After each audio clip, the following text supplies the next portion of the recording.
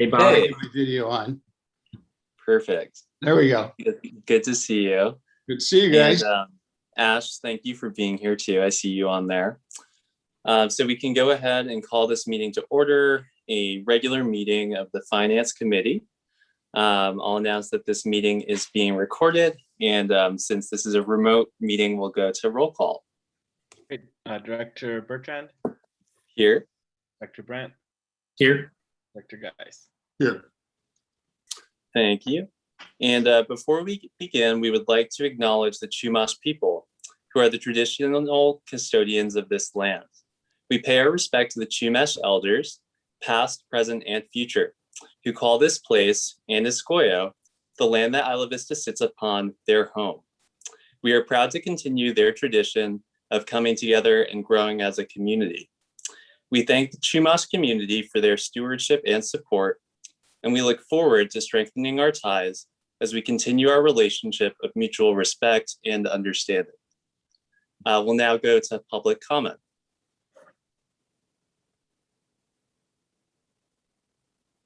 Would anyone like to make a comment? Okay, seeing none, we'll go to item 3.1, discussion of the compost collective. Well, everybody, just to frame, I guess, all of these discussions, we've got 3.1 through 3.6 are all similar, and we're starting with the compost collective because I think it's the sorry, there's a motorcycle coming by. It's the one we've learned about the most recently at the board level, and it's pretty self-contained, smaller program. Before we get into some of these bigger discussions, so wanting to start with the compost collective for those reasons. And then also we have on the agenda the revenues only, and how that relates to the compost is I'm going to share my screen. We actually got some good news, and since we had our board meeting, because I'm pretty sure I told you at the board meeting last week that we were returning $9,000 of the old grant that ran out in March, but we now are being able to keep that money. AS is going to let us keep it through October 1st at least to use with the rest of the new grant. So the compost collective, what it will have available to it next fiscal year is actually now going to be more around 42,000 instead of the 36,000 we thought. And this might change too. This is our estimates, obviously, and I think it might be a little less based on how spring quarter goes, which will be a full operation quarter, which we've never had yet before. So our estimates might be a little off, but we're going to have more money to finance the compost collective only because we're getting to keep this $9,000 that was from the previous grant we got that we thought we had to return until last Friday. So it's some good news to know about for the program. And the program itself, I don't have the costs plugged in yet, but if we want to, here's last year's costs, or this year, I guess. I'm already moving on to next year.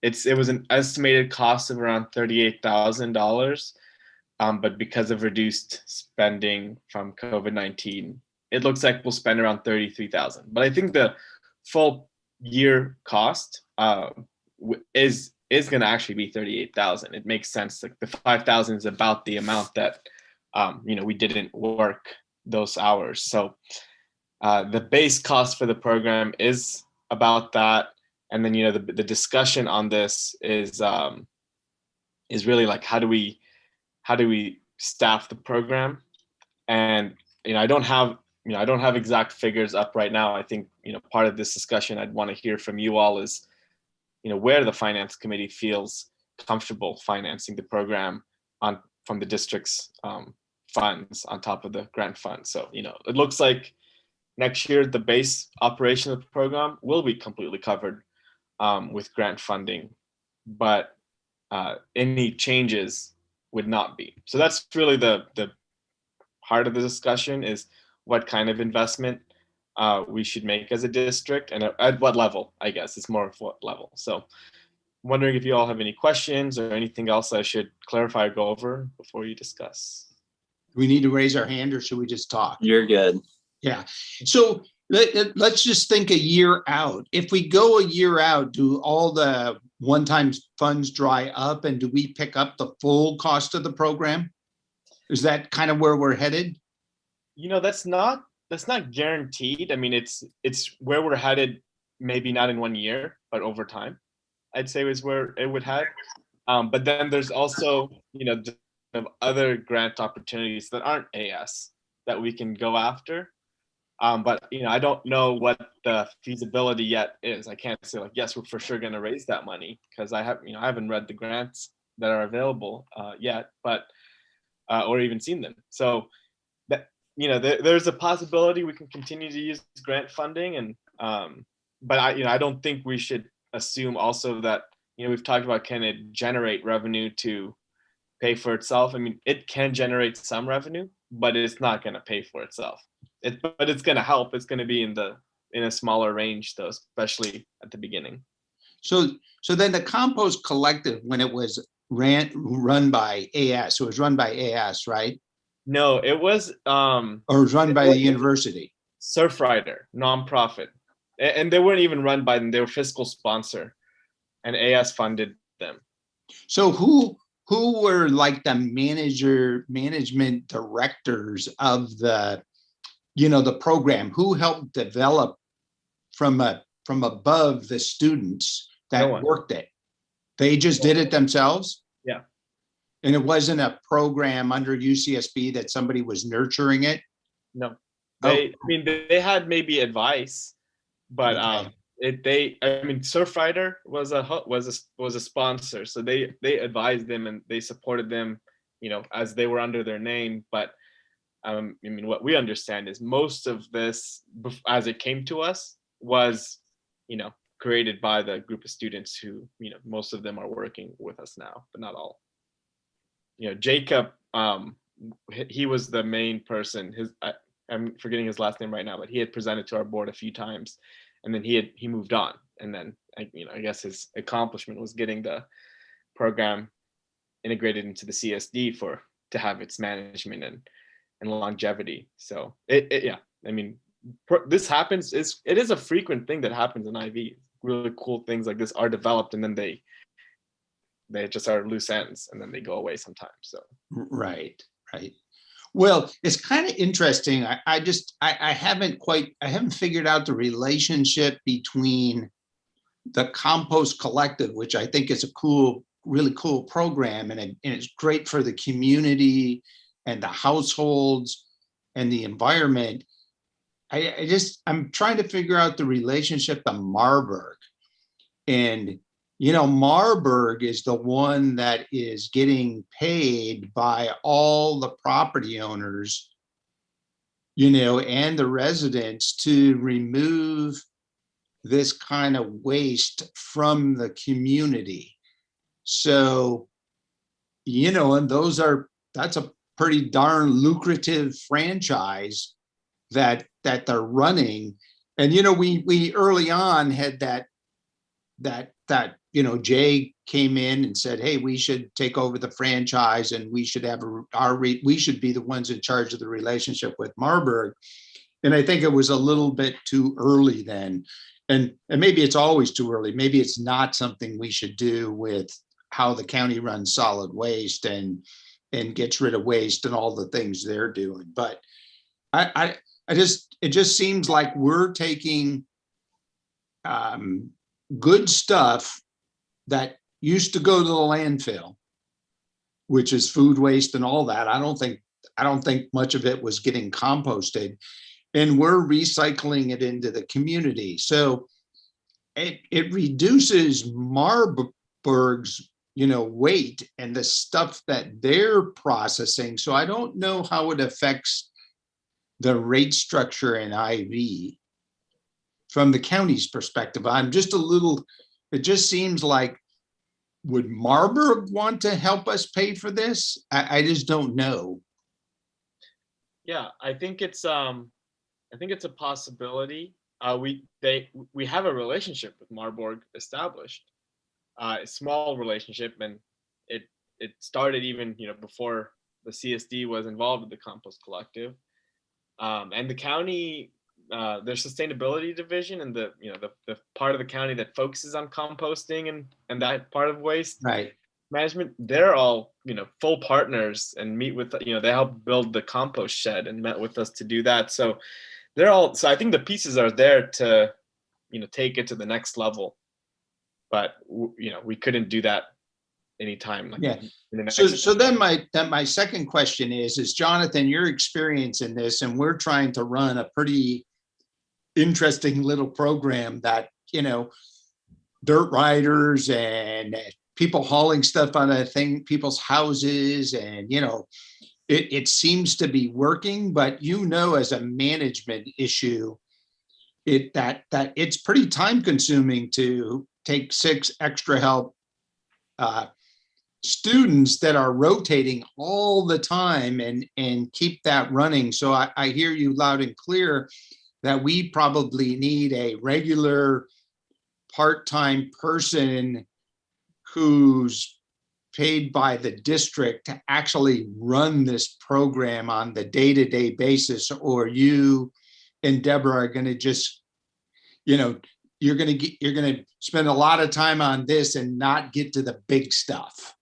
Yes, that is the heart of why I proposed this, or came up with this idea originally, was that it's not, I don't mind being a compost manager, but I cannot accomplish the other goals of the district and doing all that always. So I guess for you other guys, for everybody, do we think if let's say eventually this gets to be in 2 years a $75,000 to $100,000 program, once we expand it and go to more households, do we all believe that that's a reasonable proportionate share of our budget for this program? I mean, and it wasn't like something that's in our original powers. It's part of something we can do, right, as part of our powers. But is it worth it to all of us to say we're going to take 1/10 of our budget and do the compost collective? And if that's where our values lie, I think it's okay. Yeah. Well, go ahead. Go ahead, Ethan. Oh, thanks. So I am glad you're asking that, Bob, because I haven't thought about it in that scale before. I think about the program we operate now, and I would love to see an expansion from what we currently have, but to bring a large scale expansion where we are putting like $100,000 a year into it and reaching many more households, I think that's something that I could definitely be supportive of. I want to see what our smaller scale expansion looks like first. But how I've also thought about this is, how does this relate to like our Ivy Beautiful program? And I think there's a lot of overlap when we're out in the neighborhoods performing work related to trash pickup per se, whether that's on the beautification side or on the landfill diversion side. So when we increase both of those programs, I could see that having a substantial part of our budget. But I guess I just want to see how we go from this small pilot right now to something that's maybe a little bit more medium-sized first. Okay. Yeah. But definitely supportive of the program coordinator. Go ahead, Spencer. I agree with both of those things. I'm very supportive of a program coordinator, and also that I've never envisioned it becoming that large, at least in the short term. Because if you look at it right now, we've got that $33,000 total there, but none of that comes from our discretionary revenue. That all comes from Associated Students grants, and I believe there's another grant that we were able to get as well. And so we put in a lot of indirect costs from Jonathan and Deborah's staff time, managing it, and that's a cost that could better be put towards someone who can have that dedicated role to be an organizational manager, to schedule them, do the operations. And I'll also just add that when we worked with Jacob, who started this program in 2017 as a volunteer program, and then grew it to have, employee. Well, they weren't employees; they were contractors. But when he did that, or when we worked with him to do that, this was one of the options that we talked about as envisioning down the road that there would be, potentially someone in a more dedicated role to managing the program, and that we were all moving toward that direction. So I'm glad to hear that everyone kind of seems to be in agreement that that's the next logical step, and I'm very supportive of that as like our investment into this program. And also, I think everyone said good things about trying to figure out how we can get it to generate revenue.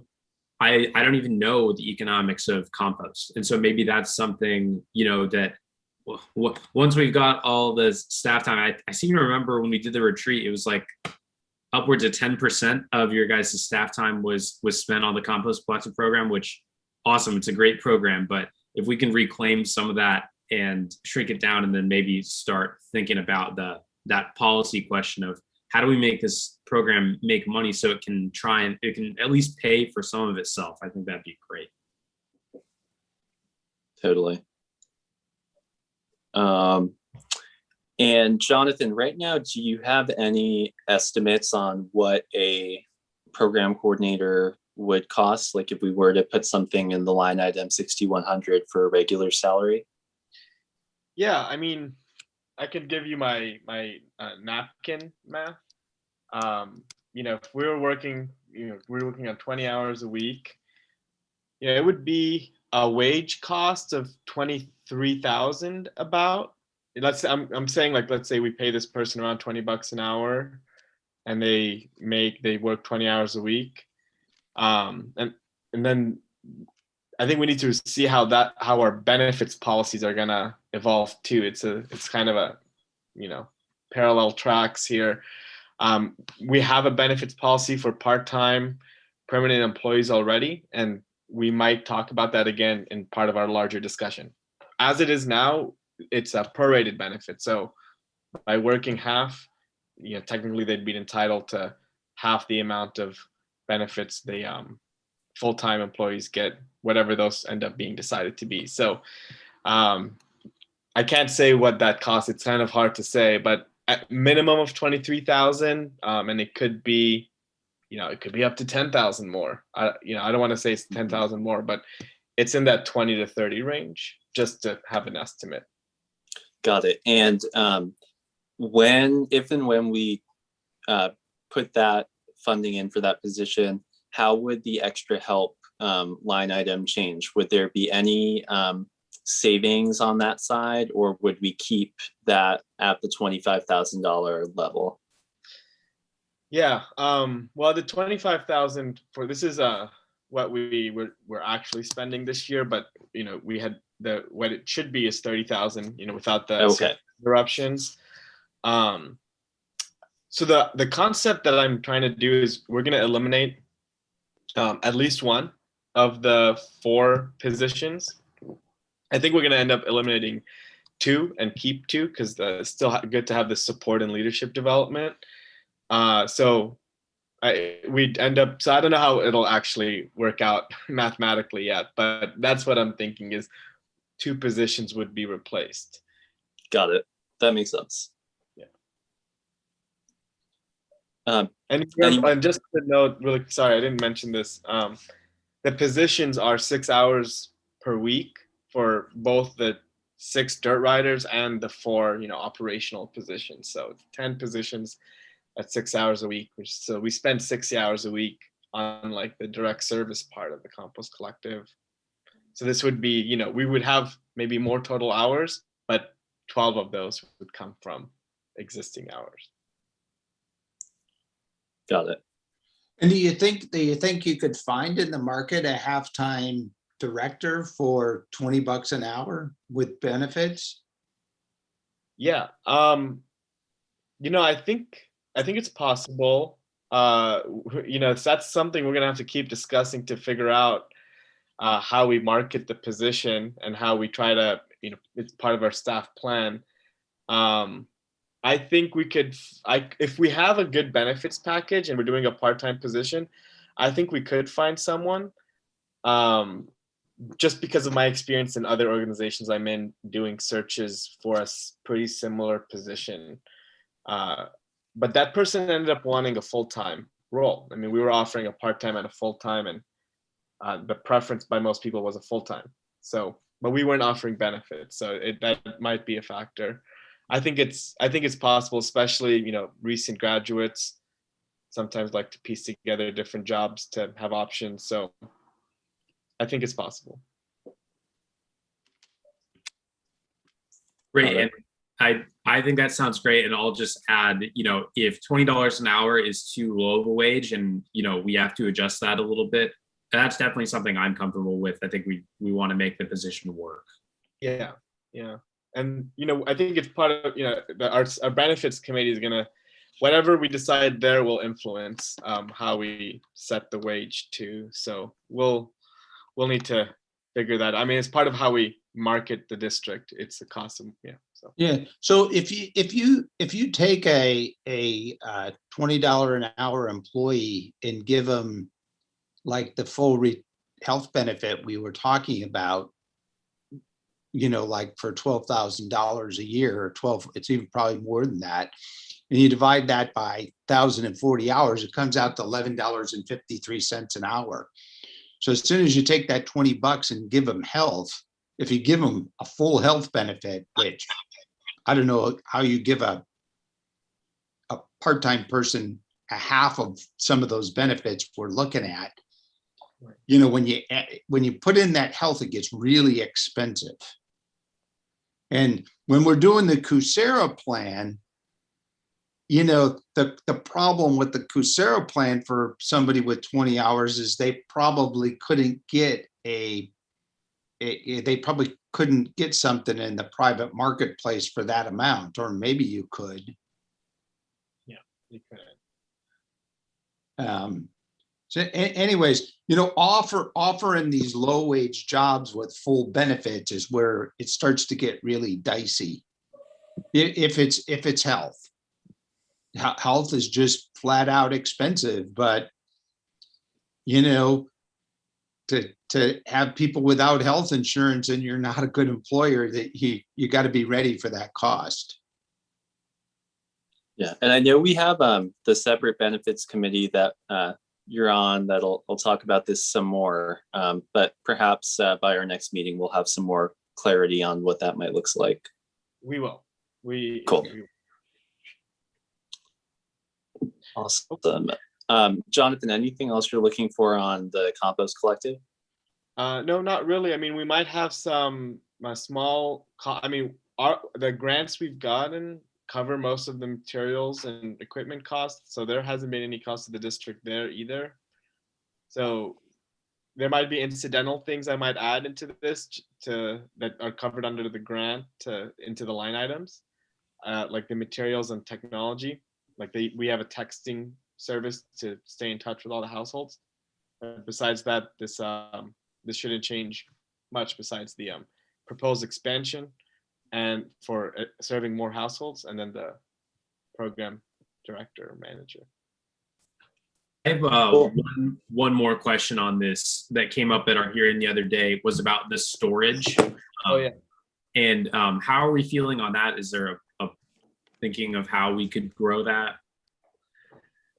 Yeah, well, we don't even know the kind of bike yet. We're getting to know what kind of space we need. We're working with IVRPD on storage. We're currently using their area, and we're moving out of there, and hopefully we can work with them to figure out a storage situation near the compost pile.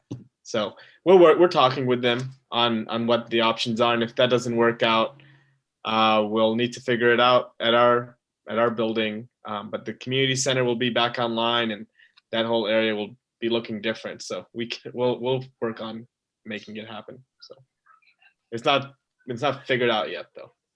Cool. And with just one thing I'm thinking about too, I know they have piles at the Methodist Church too. Right. So maybe that's other potential facility as well. Yeah, and we've talked about the Ivy Theater area too before when we were talking about the golf cart way back in the day. So there are locations where it's like a little safer. So we'll explore.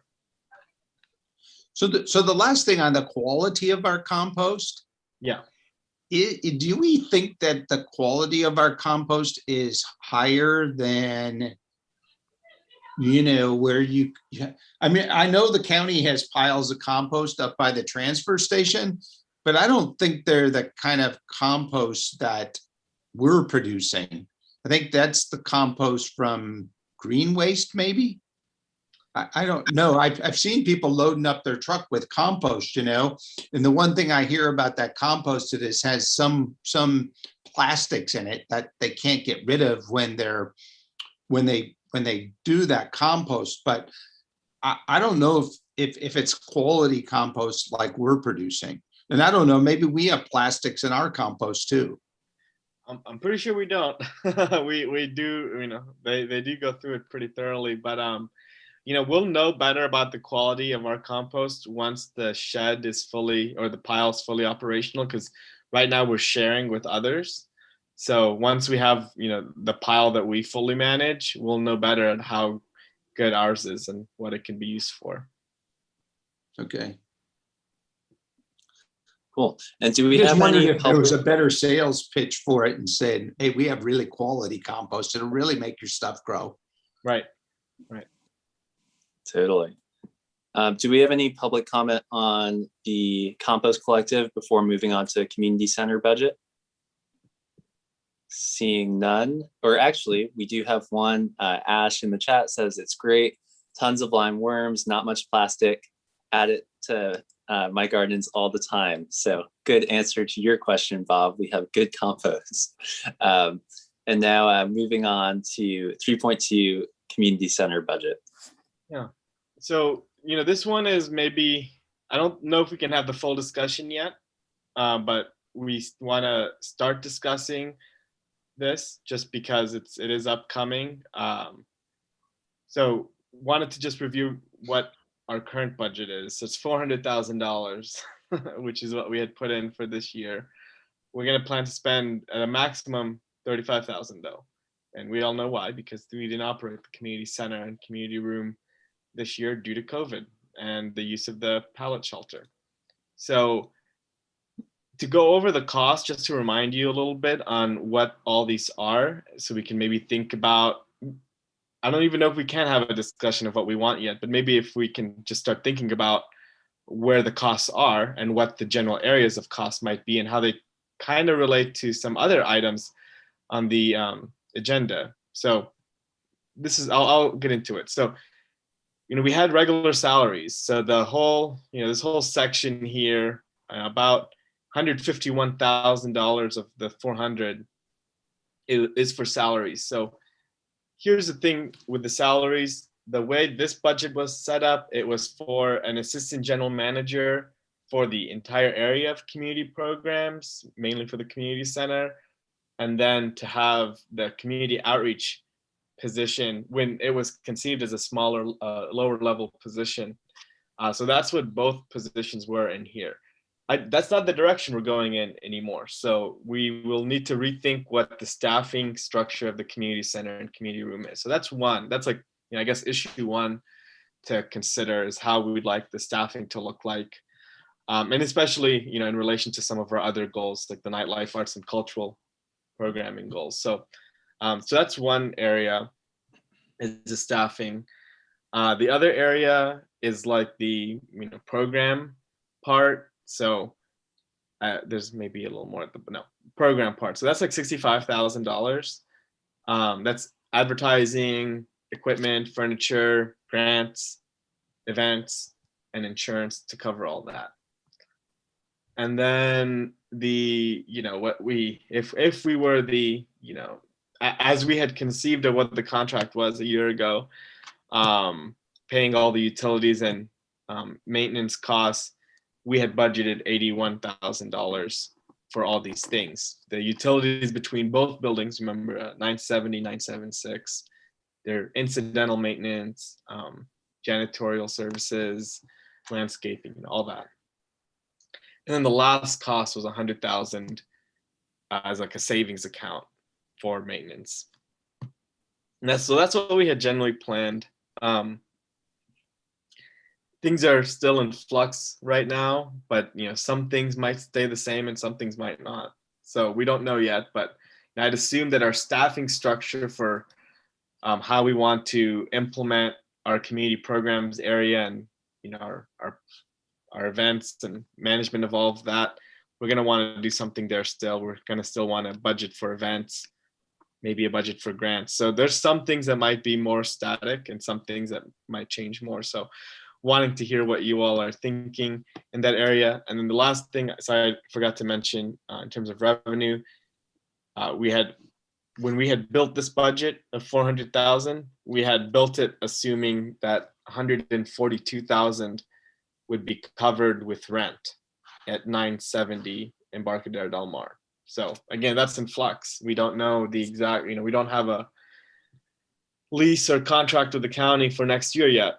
So I can't say what our costs are going to be there if we're going to have that revenue. But that's just something to know, is that when we built this old budget, we had assumed that 140,000 would not be paid by us directly.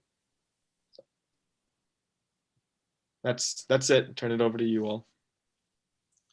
Got it. So this was really helpful to go through all of that. And my first thought is definitely want to make sure that funding is there for programs this year, whether that looks like programs within the community center, or if the community center has additional work done, perhaps that looks like pop-up events that are sponsored by the Isla Vista Community Center.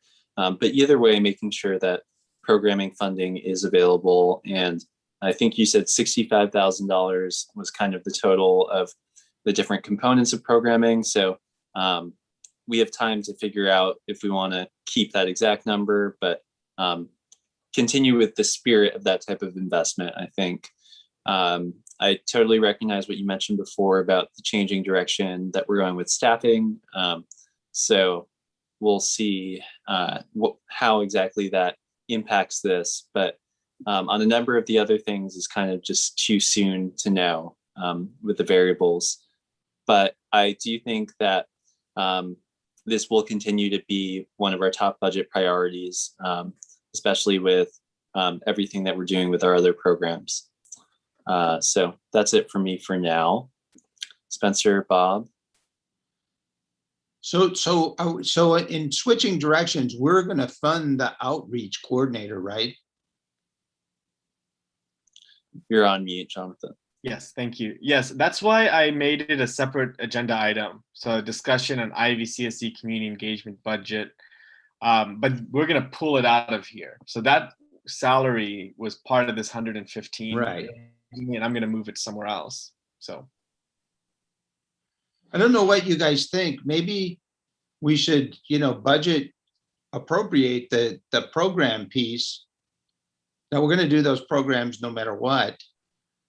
And then maybe we should, say the remainder of our staffing and the rest of the costs associated with that staffing to run the community center, we should do it as we budgeted, but it's like a contingency. We don't know that we keep the money in the operational side of the budget, so we can tell the county, hey, look, we budgeted for this. We're ready to hire a person, and we already are going to do the programming, even if it's not within the community center, and have it there as a way to show the county, hey, we're taking a portion of our budget and setting it aside, assuming that we're going to run the community center.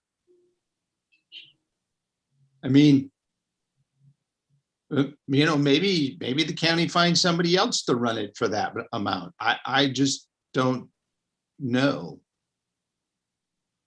Yeah, I definitely think that we should appropriate the money for the human capital on this. And maybe the model will look a little bit more like what we had beforehand, where we have a director and a programming coordinator. Maybe it'll look a little bit different, but whatever it is, I think we should make sure that we are clear that that is a priority of ours. And I think it might be helpful, just, since as the negotiations are going on and everything, to not really, or just make sure that for now we're not, budgeting for some of the things that I don't think that we're wanting to take on with our current direction, such as some of these, the utilities costs. And then I know too, the utilities costs reflect both the buildings.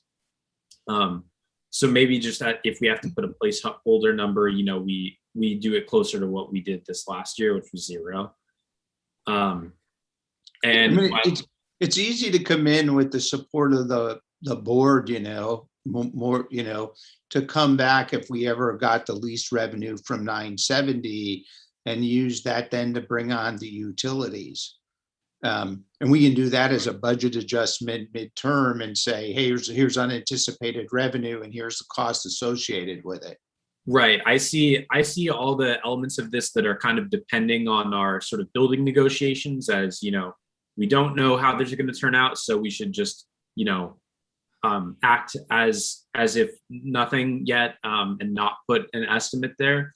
But for the things that we know we're going to do, regardless, such as, getting our people hired, having a programming budget, and running programming, we should definitely keep those in there. And the one thing that I think would be good for us to do as well, is I'd like to see us have a public hearing and a sort of meeting town hall just about the building and hear from the community again, to get people re-engaged about the type of programming that we would like to see, so that we can have an idea of whether or not it's something that we want to try and invest into. For example, the floor always keeps on coming up. How right now we do not have a floor in that space, and it's not necessarily suitable for most recreational sort of, physical activities.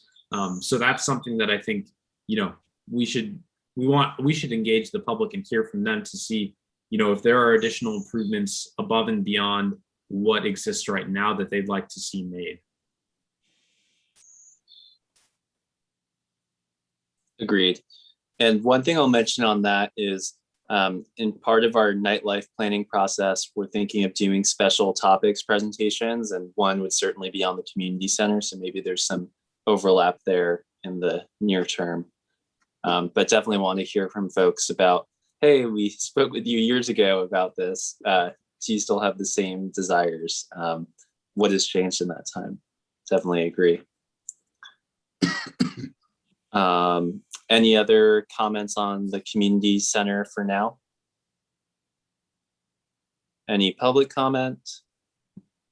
Not seeing any. We can move on to 3.3, discussion on Isla Vista Community Festival budget. Great. It looks like you have a raised hand. Oh. Or I got a notification that. I see Mark is on now. Mark, go ahead. Yeah, hi. All I'll just say is like sealed or polished concrete would be really great in the community room. And I think that's all it would take to make the floor a usable floor. Because like right now, I think it's like it's just like laid foundational concrete. And I think all it'd be is that last extra step to either seal it or polish it. And it would be a usable space. That's it. Thank you. Yeah, thanks, Mark. All right, community festival. Great. Well, as you know, we've had this as an ongoing project since the start of the district, and we had been working to plan something in 2020, and that did not pan out. So because of the COVID-19 pandemic, so instead what we did, we hadn't had anything in our budget at the time. We were piecing together parts of the budget to pay for that event. So, and sorry, this should be a 0. I'm just gonna fix that. We had pieced together parts of our budget to pay for that event, and so we decided, okay, let's put in 55,000 into our next year's budget so that we have a base to draw from, and then we can, have matching partnerships and such. So, we didn't end up using this really again. It was supposed to be 2,500. I put 25,000, and that was 2,500 for the incentives, the gift cards that we gave out for testing on April 3rd. That's what we spent this year out of this budget. So, just wondering, where do we want to go with this? Is it, you want to just keep this as is?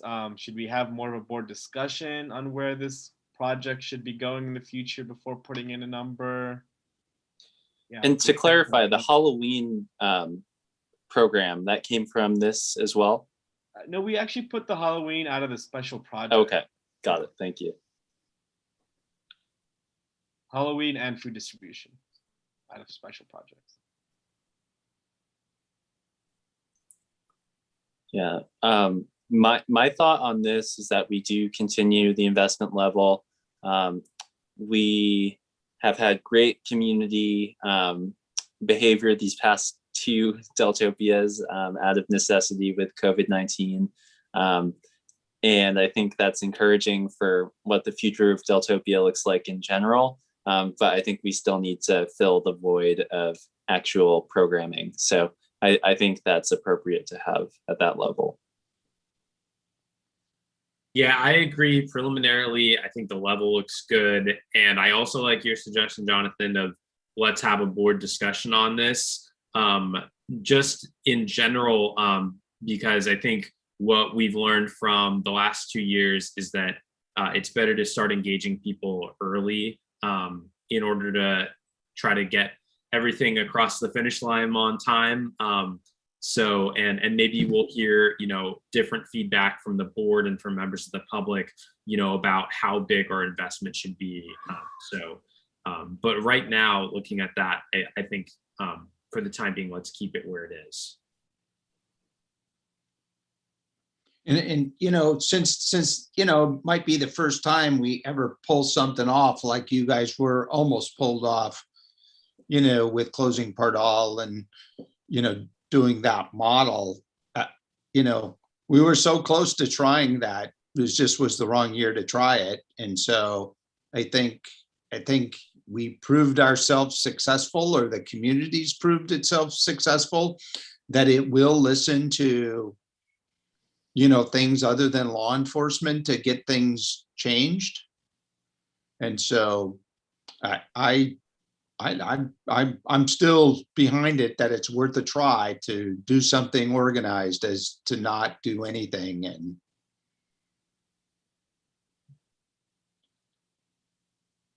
so I'm for it at the current level. Great. Just to offer this up, it's been, because I had to send an email to our Nightlife Arts and Culture group today and update our business contacts. And I realized this is the main way we do business engagement, is through this program so far. So if that's something still a priority of the board, that's how we would be doing that. What we budgeted before, some of it has gone back to the local businesses. So great. And one other thing that I've heard too is, so like our focus the past couple of years has been pretty much exclusively with Lucidity. They've been a great partner and very generous with their time and working to understand the needs of the Isla Vista community. And I'm sure we'll continue to have good collaboration with them. But I think as we plan ahead too, we really expand what our vision is. I'm sure they will have great ideas for how we could work together on Deltopia, but there may be other things for us to check out as well. Any public comment on this item? Not seeing any, but let us know if you change your mind. We'll move on to 3.4, Isla Vista Survivor Resource Center budget. So this is a smaller budget. It's been 3,000 in the past, and we've used it for the promotional materials, working with STESA to make sure that the Survivor Resource Center is known about, and the general message of standing with survivors is out there in the community. We didn't spend it this year since STESA has not been using the Survivor Resource Center due to COVID-19. So I don't think there needs to be any change, and really what we should do now that restrictions are easing up is reestablish the link with STESA to use the room again when it's safer, and then go from there. Cool. Any questions or comments on this one? This just might be an example of one of those projects that gets started and it, dies for, and I would hope it died for a lack of victims, in terms of that, the changing of the time, somehow those types of crimes go away in Isla Vista. I doubt it, but there's always hope. And you never know, as TESA is an organization, does it keep up its momentum with, some of the current members leaving the community and that kind of thing. It's the same worry about the compost collective, when you do, does it really keep going when the leaders of the effort leave? And Bob, Yeah. I think you might be thinking of SASA, which is the student group. Maybe that's it. Advocates for this, Yeah. which they're great partners, and we should work with both organizations. Yep. So I definitely agree with you, Jonathan, that we should start getting the word out again soon, with more in-person services being available when needed. Any public comment on this item? Not seeing any. We'll move on to discussion on the community engagement budget. Great. So this doesn't have a direct space. Actually, it has a small space so far, but it's going to need to expand in the future. So, we've had it in our operations area. It's a pretty small budget so far. It's our website budget, our internet for the building, our legal notices, our membership with CSDA, and our general advertising budget. So it's been small, and now we're looking to add in an entire position to work on community engagement. And we're going to have to tease out the cost for that, and maybe see what I think our staff pay committee will be helpful in helping us know where to benchmark that position at. But I think financially, we also want to talk about what level in the budget community engagement should sit at now that it's getting a staff person. And then what resources we want to give that person to be able to do their job at the level that we believe it should be done at. We've used our advertising and marketing budget to a huge extent this year. A lot of it was grant funded too. So that's why it's over the limit, because we got additional grants that we didn't anticipate. Our other budgets are very, standstill stuff. We need internet, we need our website up, we need our, membership in CSDA helps us out a lot. So, I'm just wondering, what are the kinds of things we want this person to have resources to be able to do? One thing, we might want an email subscription service. It's not very expensive. So some things can be done on the cheap and we'll just budget for them. But if there's any higher level things that you all are thinking about, it'd be good to know about now. So what do you think that the top 3 community engagement efforts that we made, what were the top 3 successes? That's a great question. Thank you, Bob, for that, actually. I think the top one was our 2019 budget town hall. We had, I think standing room only almost in the community room of people there. And that one was a really intense effort with me and our interns for a few, a month, possibly. And we had a whole operation going of canvassing and phone banking and social media and presenting in classes. It was an all-out effort But in terms of our outcome, what do you, well, no, that was the biggest outcome, but it took a huge amount of effort. But it was an a big outcome to get the meeting, but from the meeting, then did we get an outcome? Did we get an idea? Did we get a new program? I'm thinking like community engagement in terms of COVID. You guys did a pretty damn good job of getting the message out and getting people to change their behavior and getting more people tested. And then I'm thinking the other one we did recently, what did we do the door hangers on? Oh, the Deltopia outreach, not to, I thought that was a great success of how to change behavior in the community. So I think when we have a budget like that of community engagement, we need some really good, outcomes that are hard to measure. But I think that you were getting, that we were making a difference, and we need to, we could get that criticism. Oh, you guys are just wasting this money on, on whatever. And I just want to make sure we have some outcomes and say, here's what this program has done for us. And we think there's been positive results. But we know there's been positive results. Yeah. And on that, Bob, I think looking at the public safety side, we see a lot of great examples. Like before we implemented our services with the safety stations and Survivor Resource Center, interpersonal violence investigator program, we had that public safety town hall where a lot of community members came out and participated. Then we first launched the safety stations. Next, we launched the interpersonal violence investigation program.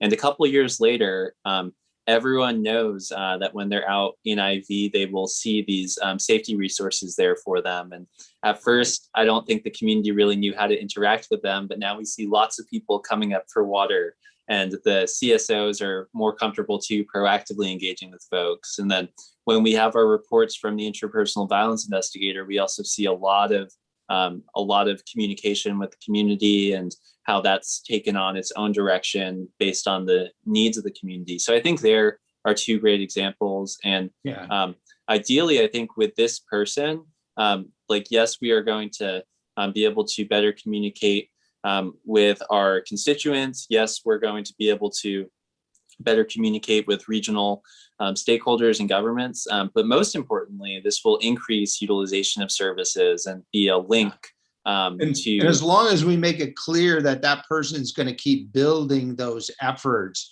the new people that come into out of the dorms into the community, that, hey, these services are available here too, and make sure people understand that. Totally. Yeah, I totally agree with that. And I'll just say, I had the opportunity to serve on an interview panel for a position that's very similar to this, that the Santa Barbara MTD is hiring for. And that experience really drove home something that I already intuitively knew, which is that every public agency struggles with how to have all of the sort of quote unquote boring stuff that we have to communicate out to the public, and to get that communicated out effectively. That's just something that every agency struggles with. And I know we did a lot of communication this year on things like census, where, we had lots of social media advertising and other outreach that we did for that. And it can feel frustrating sometimes, because even with census, we think, just everything around that kind of didn't go the way that everyone had hoped for circumstances beyond our control. So sometimes you're not going to have clear, A to B metrics of, we did this and then we got this. But it is still a really important thing that we have to do. Yeah, just re-emphasizing those services are available. I was cracking up. My daughter told my wife the other day, and she's lived here all her life. And she said, I didn't know there was a 50 millimeter pool down at the beach in the city of Santa Barbara called Los Baños.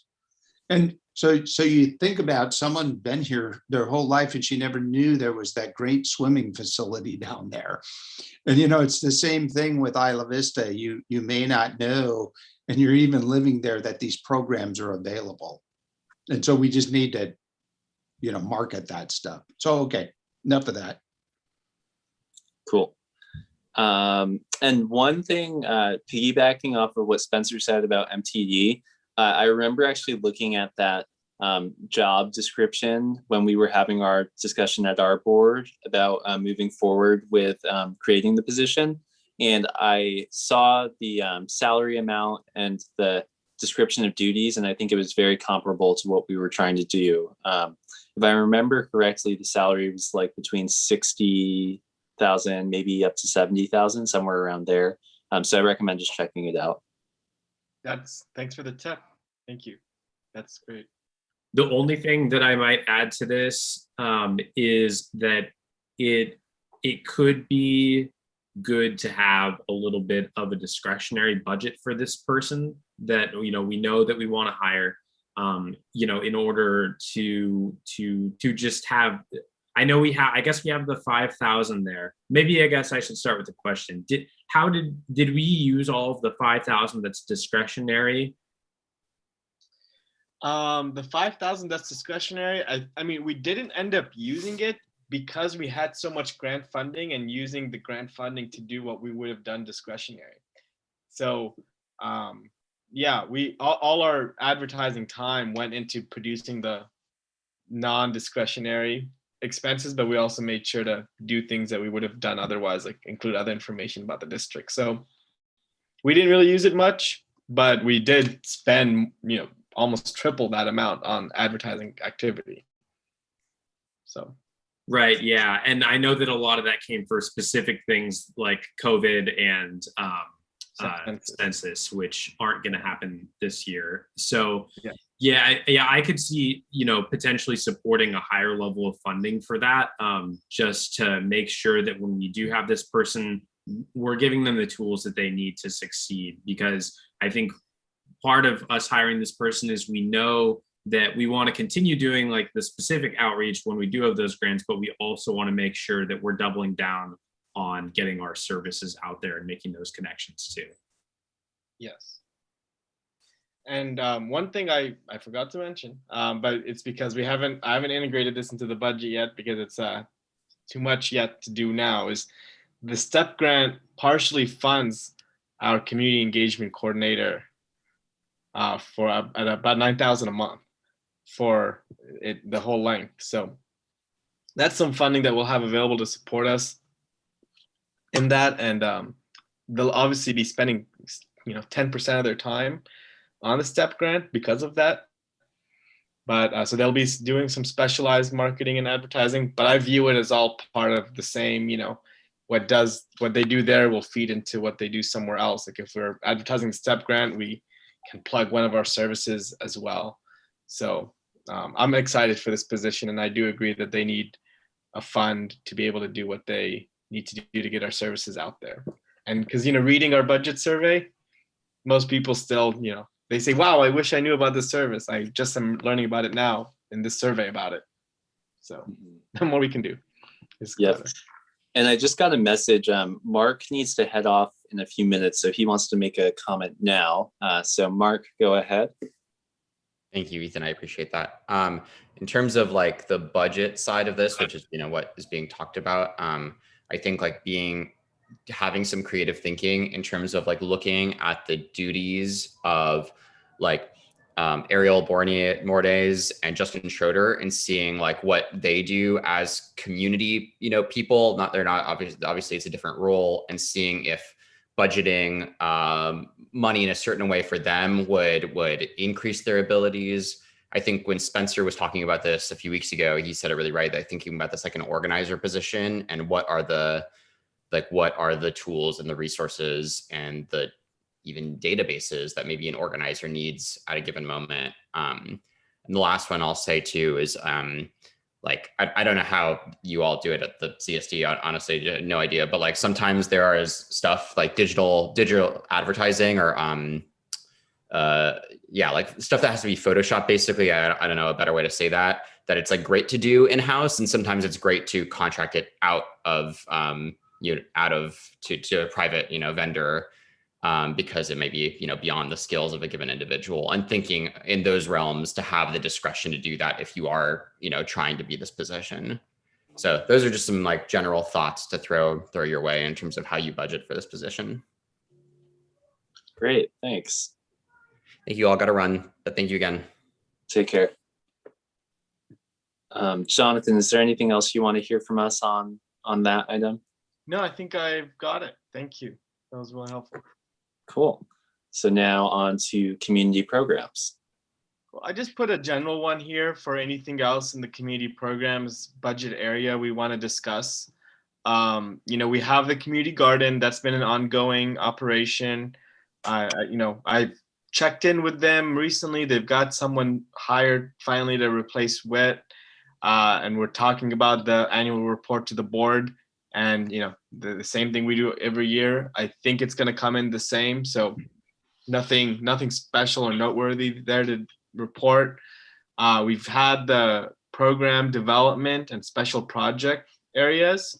Those have been like, I don't want to say slush funds, but they've been discretionary areas for us to fund things as they come up. We did the 0 for the program development this year. And we did 30 for special projects, but then we eliminated the community policing fund and made it 60. So now that's why it's so big. It wasn't originally that big, but it absorbed another part of the budget. And that's been that we've used the special projects pretty frequently over the years. And then one thing to remind you all on, and I'm meeting with Leonore about it in a few days just to see where the program's at and where it's going for the food distribution. That's something else. It's a 10,000 is a significant enough cost that if we wanted to continue it, might be part of our budget, might not be, but that's just another thing there that we're spending on. So this is just an opportunity to discuss any of these more general things, or something to add or something to change in general on this huge area of our budget. Almost half sometimes could be. Yeah. So my first thought looking at this is rather specific.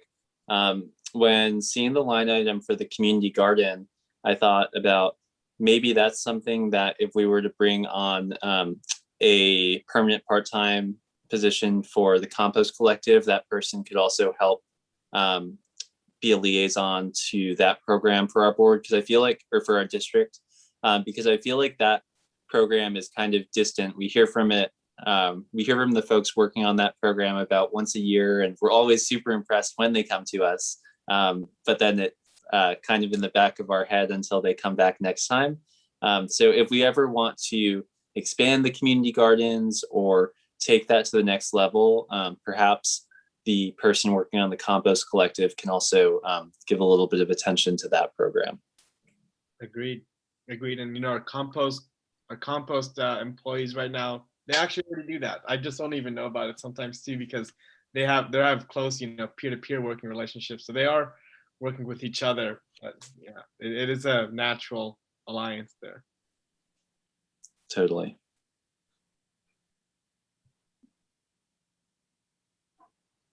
I guess my other comment for community programs is with the Ivy Beautiful program, I know we already have a laundry list of things to do right now as far as increasing outreach and equipment upgrades, but I'll always be supportive of scaling that up in terms of the number of folks that we have working on the program at any given time.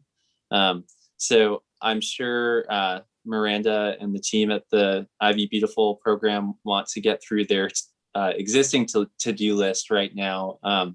But when they get to a point where they've accomplished some of these short-term goals, I would be very interested and supportive of expanding that program to try to have some more people working at a time. Yes, we're definitely going to want to do an Ivy Beautiful specific discussion at a next finance committee meeting. there are a lot of considerations of the program and how we fund it and its size and structure. So, and it's actually because of Ivy Beautiful, we extended the timeline of the budget so much, so to be able to better evaluate how we want to be able to fund it. And their current projects, the marketing is ongoing, and the power washing report, they told us they need 3 months to complete it, and that should be in June sometime. So we should have more of a better look on our budget there soon. But it is not, it's more complicated than I initially thought, especially as we move forward and change. And we went from a halftime management structure, or we went from a AmeriCorps member management structure to a halftime employee management structure from year to year. And so, I think we're always learning on how things are going over there, and they're pretty good right now. But yeah, I think we definitely need a more in-depth discussion on Ivy Beautiful, and maybe we invite their management and team to that finance committee meeting in the future too. That's great. Thank you. Yeah. Spencer, Bob, do you guys have anything for this part? Just broad community programs items? Nothing comes to the top of the list for me. Okay. You good, Spencer? Well, actually, I do have one thing. So I know we temporarily reallocated or not temporary, we reallocated and eliminated the community policing line item, and then now that special project is 60,000. Are we comfortable with that number, or do we want to take it back down to where it was at 30,000? I think that's a good question. I am fine with keeping it where it is, as long as the door is open for what kind of special projects that looks like. Because I know one big special project that I'm hoping we'll embark on in this next year is alternative response for emergencies, which we'll, I think, be talking about a little bit at our next board meeting, something like a student neighborhood assistance program. And if like some of this funding from special projects could be used for supplementing our public safety budget, or if we were to look at other parts of our budget and move money around, I guess that's my concern. So I'm fine with having at this higher amount, because it's the door is open for how it can be used. But Jonathan, do you have any recommendations on that? Oh, no, you took the words out of my mouth. I think you said okay. Cool. Sounds great to me. All right. Any public comment on the general community programs budget?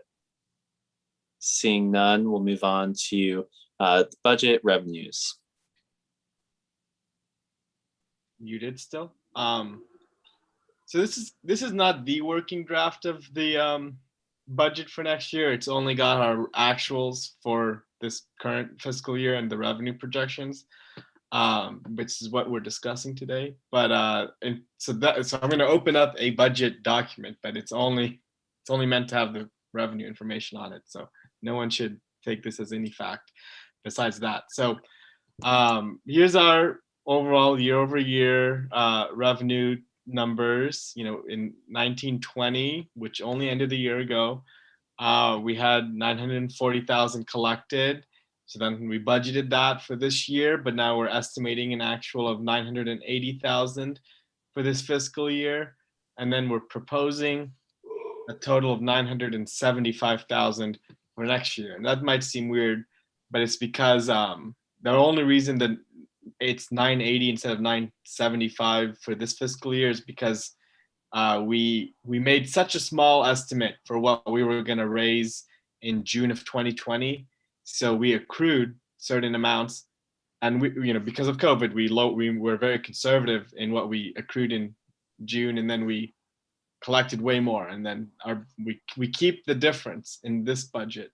So that's why our budget this year is 980,000. If you subtract that, it's closer to 975,000 in utility user tax, and so that's why we budgeted that. And as you can see, I can actually put blue is actual and green is projection. That's how we've done it. And we actually just got the check for actual today on trash, so I can update these. So and it was higher than this projection by $1,000. So things are looking good for our revenue. It's not slowed down. If I had to bet, it might even increase, but I wouldn't project that as part of our budget that it would increase. But it's 975,000 is pretty in line with our now couple of years of actuals, and so we have pretty good projections. So we're basically basing off the and we'll adjust this as we go. So every month we get new revenue, I'll update the sheet, and we'll see how things go. But as of what we know now, our actuals with our 3 months of projections, we'll raise 975,000 in utility user tax next year. So that's, and then our UCSB, I put in 200. That's a discussion of how we want to break that up. We've done 191 usually, but I just put it, that's what's available to us. And then I put in what's available in terms of, and this, actually this is an updated number now. I didn't add the extra 9,000 we got, but this is the what we have in our fund balance to be using. So we had a little bit left for the safety stations, which the service interruptions from last year and from COVID, and then the compost grant. So that should be a little more, maybe like 41,000. So we'll have a budget of at least 1.2 million in revenue next year. That's not so. What we won't have that we had budgeted before is rental revenue. That's not in our budget again. And grants, we've received our grants for next year, so they'll come in from our fund balance, not from grant revenue. So 1.2 million, it might look less, but one of the big reasons it's less is because we're using less of our fund balance to finance our budget. We just had leftover funds in the past to get rid of, and we've been working through them. We're not all the way done, but every year we're working through them. So that's that. And then want to see if any questions before I connect it to the fund balance. Would now be a good time to talk about UCSB funds? Yes. Oh yeah. It's how we would want to, how we would want to use revenues and give direction to staff, of course. Yeah. So actually, a different direction I'm going right now. I was just counting on my fingers what budget year this is for us, and technically right now we're in the middle of our 5th fiscal year, which is kind of crazy to think about. But we had a very short window of fiscal year 16-17 with our first couple months of the district. And I think about how the promise of the university's support at $200,000 a year was to be renegotiated after 7 years. So while that's not in this next fiscal year, that is coming up quicker than I've thought about in the past. So just something to be on our radar, especially when we're thinking about long-term program development and expansions. We are going to need to work with our great partners at the university soon about talking about what the future of their financial investment in the district looks like. Yes, and just to provide one other piece of information to that right here, which is our unused fund balance at UCSB. And it looks really big at 300,000 right now. It's because we haven't allocated the 200 yet this year for next year. But it unlocks in March, I guess is how I'm trying to say it. So the 102 added on 200 before we've allocated it. So we have $100,000 sitting in the bank there from years past that never was spent. That could be part of this budget, as like you're talking about, if we want to do program expansion. And it's probably something we don't want to have sitting there when we go negotiate. Mm-hmm. I see that as awesome potential for this new safety service that we might be talking about. Mm-hmm. Cool. Let me also throw in, just because I'm thinking about, I'm very supportive of this idea of this new safety service, but I also want to make sure that I think we're on a good direction by moving away from funding ongoing programs with the one-time fund balance. So I think that potentially could be a good use. Potentially a good use could be some sort of infrastructure project. That could be our contribution towards it. Just thinking of different ideas, but I agree with that comment that you just made, Jonathan, that we probably want to have a plan worked out and don't want to have that sitting there when we go in to negotiate.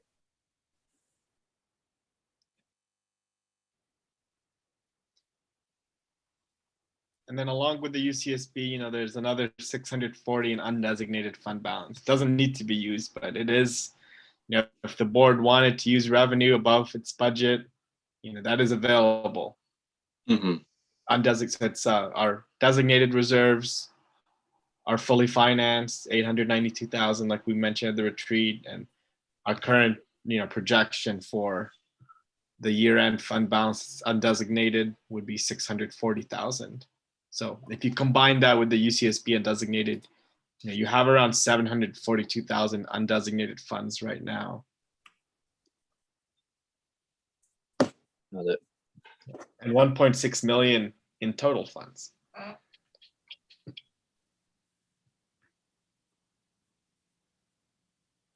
Cool. Anything else on this item that you wanted us to know, The Jonathan? only other thing on the revenues, Jonathan, we did have that finding from our outside auditors about trying to get better documentation on our receipts. And, are they really, and I've seen these utility user taxes many times where you can go out and audit them, and you can find money that they really didn't get in there, however they figured out what entities were in our district, they didn't get it right. And we're a really weird duck because we're the first special district that's not a city or a county that's collecting utility user taxes. Some of them we're pretty competent in, like Goleta West, but and most likely Goleta Water, but we've never really got a map from them. We've never got the addresses that they're collecting from. And so we might want to think about, I don't know if we want to hire somebody to go out there and get more information from the utilities that gives us some kind of comfort level that they're collecting all that's due to us. And then maybe we don't do it this year. Maybe we do it next year after we get another good set of data, or a couple of years, like 3 years worth of really good data, because we're still learning the flow, and the ins and outs. But I think it would be a good idea at some point. I mean, I audited, Cox Cable way back in the day. And I found out they were, ripping off the county in all kinds of different ways just by their interpretation of the Cox franchise and under remitting to the county lots and lots of money. So then they probably all made their best effort to really give us the right amount. The question gets to be, did they really understand the boundaries of the districts? And they're all a little bit complicated with their own systems. Yes. So it's something maybe for next year, or it's something to even really maybe talk to the utilities about before we'd hire somebody from the outside. Yeah, just let them know we might be exercising our audit power. See. Yeah, and can they give us more data so we can self-audit it? Yeah, I could approach it that way. Yeah, I can tell you that Edison at least does provide, I don't know if I've shared these with you, Bob, but they did start providing much more robust data more than before. So, I think the door's open to maybe get more. But it does track, where they collected people who haven't paid their bills and where they made up for that. I mean, it's pretty detailed if you go into it. So the door's open to keep going. Yeah. All right. That's all I got. Cool. So now moving on to the last item of the agenda, The budget priorities discussion, I think we have covered a lot of this, but are there any other things that we haven't gotten to? Yeah, I just wanted to mention, I wanted to put this on as like just anything, we had a long, robust discussion last time, but if there's anything else you all wanted us to investigate, in terms of like the next meeting, like more deep dives on programs, I was thinking we would do at our May, third Monday of May. By then, it's, the plan, having talked with UCPD, to have had the annual reviews for the public safety programs have happened by then. And you would have already received the alternative policing report from the interns. So that'll be one area of discussion. Program 7,000, so lighting and IV Beautiful and the public art would be another area. And then program 6,000, which is parking, and then the STEP grant. I think, will be a complicated thing to go over how it'll integrate into our budget. So I think that's what I was thinking of for next time. And these are priorities we've already talked about. So if you want to talk about these, we'll have a time next time. And maybe the food distribution as well, since I'll get to talk to Leonore and learn more about where they're at. And then also finally the budget survey, we can review the data next time. So those will have dedicated agenda items. If there's nothing there we can talk about today, we can, or break early. Cool. One quick question on the budget survey. How has our participation been thus far? Yeah. So we launched it a week ago. We've gotten only 25 responses so far, but we've had, our interns have done a lot in terms of getting it out there. We've emailed, I think, dozens of faculty to share it with their students. We've gotten it to dozens of Instagram pages to share for us. And they've done that. That's really been happening a lot in the past few days, is other local organizations are sharing it. So we're ongoing doing the outreach, but still, and offering the incentive, but still only 25 have offered it up. So we talked with the interns on doubling down today to keep doing the outreach. Totally. And one idea I have is we should take advantage of the ongoing student election that's taking place right now to make sure that the candidates know that we have this out there. So that's something I can help with, just emailing out the great flyer that you put together out to them, because a lot of folks are very interested in how they can help improve IV right now. And great. Filling out this survey goes a long way. That'd be great. We've set up a whole website now where people could go. It's a whole website on the 2021-2022 budget, and it includes the survey, the town hall. It'll include, these, well, we have a separate page for our committee, but it links to that, and then the last budget, so people can review what we've done in the past. So please share it as much as possible. Cool. That's it from my end. Spencer, Bob, do you guys have anything? Nope, good stuff. Well, thank you, Deborah and Jonathan. This was very helpful. And I think this is our most structured committee meeting yet, where we had all of these individual agenda items, which looked intimidating at first. Didn't think we'd get out so quickly, but it made for very structured discussion. So thank you. Oh, yeah, perfect. Working on it. Every all year right. is better. Is there a motion to adjourn? So moved. Okay, made by Brandt, seconded by Geis. We'll do a roll call. All right, Director Brandt, Yes. Geis, Yes. Bertrand. Yes. All right. Thank you. Have a great night, everyone.